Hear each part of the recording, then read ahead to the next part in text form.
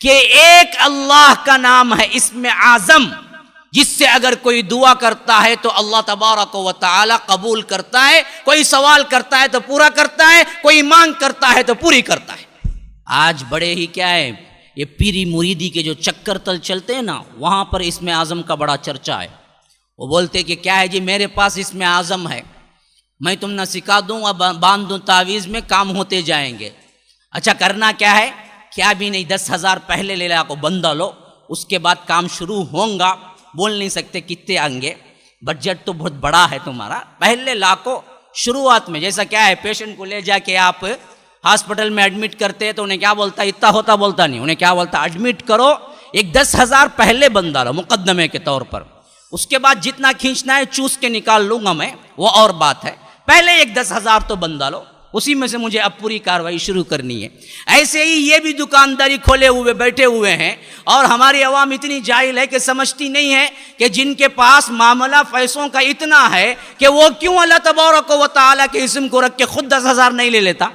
ہاں، یہ اسم اعظم کو وہ 10,000 میں دیتا کیوں ہے، جب اسم اعظم اس کو خود معلوم ہے، وہ 10,000 تمہارے سے مانگے بغیر یہ خود مانگ لیتا، 10,000 مجھے مل جائے، 15,000 مجھے مل جائے۔ بیوقوف ایسے ہوتے ہیں جو خود کیا ہے، طالب ہے، جو خود کمزور ہے، جو خود تمہارے سے مانگ کے کھاتا ہے، اس پہ اعتبار کرنے۔ بہت سے لوگ کاہنوں کے پاس چلے جاتے ہیں اور پوچھتے ہیں کہ قسمت بتاؤ، وہ بولتا طوطا آئیں گا، اب وہاں سے اٹھاؤں گا کارڈ، اٹھا کو جو نکلتا وہ، لیکن پہلے میرے 10 روپے دے ڈالو۔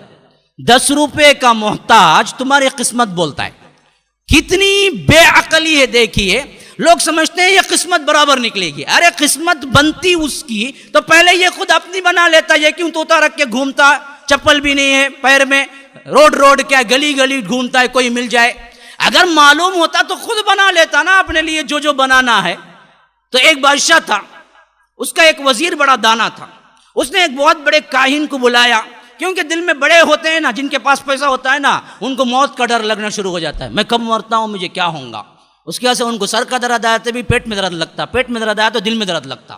یہ کیا پریشانی ہے جو اتنا میں جمع کر کو رکھا ہوں، کب کہتے بھی ہو جائیں۔ جس کے بعد کچھ ہوتا ہی نہیں نا، انہیں پلیٹ فارم پہ بھی سوتا ہے تو بڑے آرام سے سوتا ہے، مجھے کیا ہے۔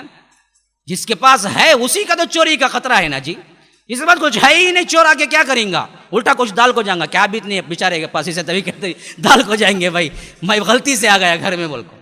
تو جس کے پاس اس کو دھڑکا ہوتا ہے، تو بادشاہوں کو بڑا دھڑکا ہوتا ہے کہ ان کو ہوتا کیا ہے کبھی، تو وہ لوگ کیا کرتے ہیں، اپنے لیے جوتشیوں کو، اسی طرح منتروں کو، اسی طرح کیا ہے جو کچھ کیا ہے بتاتے ہیں، قسمت کو، کاہنوں کو، یہ سب رکھتے ہیں۔ تو ایک بادشاہ نے بلا کے پوچھا کہ ذرا میری موت تو بتا دو۔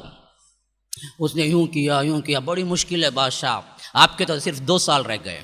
اب وہ پورا غمزدہ ہو گیا، اتنا کمایا بنایا، اتنی بڑی مملکت، 2 سال۔ اب وزیر جو دانا تھا وہ دیکھا کہ ہمیشہ بادشاہ افسدہ ہی رہتا ہے، تو بادشاہ نے پوچھا، وزیر نے پوچھا، بادشاہ کیا حال ہے، آپ خوش خرم تھے، اچھے تھے، اچانک وہ جو آیا تھا اس کے بعد سے آپ غمزدہ رہے؟ نے کہا کہ بات ہی ایسی ہے۔ پوچھا کہ کیا ہے؟ کہا کہ صرف 2 سال میرے باقی ہیں، اب کیا کر سکتا ہوں میں، کتنا بھی کروں صرف 2 سال ہی۔